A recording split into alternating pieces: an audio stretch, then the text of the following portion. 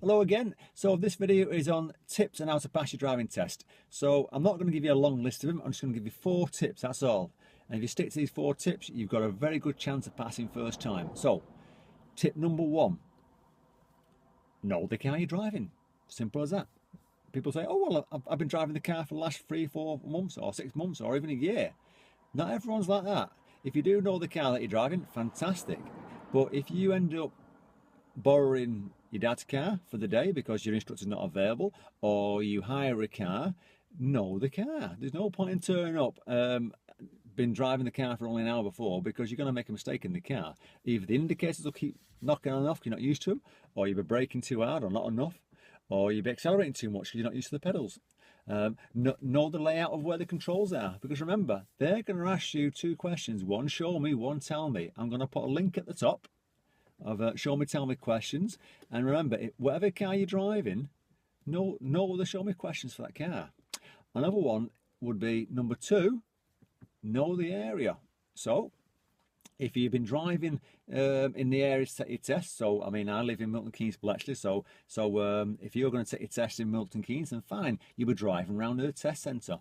If you decide to go to a different area because the waiting time is quite long, you don't want to wait, and you manage to get a different area, then take a few lessons in that area. Know the layout of that area, because otherwise, otherwise you'll be turning up not knowing the roads near the test centre, and it could be a tricky emerge out of the test centre, and you're not used to it, and you make a silly mistake at the beginning. So know the area that you're going to be taking your test in.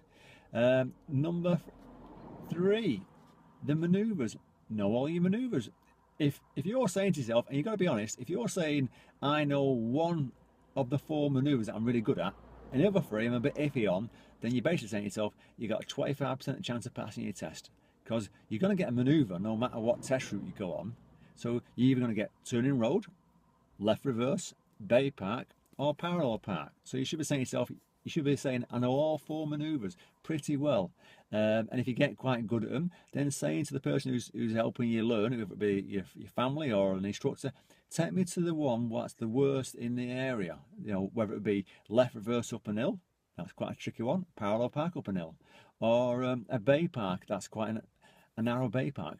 Get you to go to them areas and practice them. Don't take the easy option all the time, because if you can do all 4 manoeuvres, it means that you're going to pass your manoeuvre, which means then you can concentrate on your driving. So the last one, the 4th one, is know how to drive. Now, I say this in a nice way. Sometimes at the test centre, I see people turn up for the driving test, and you're kind of scratching your head thinking, well, they're stalling all the time. Is it nerves, or is it the fact that they can't actually drive? And some people turn up and they can't drive, not to the standard anyway. That's important.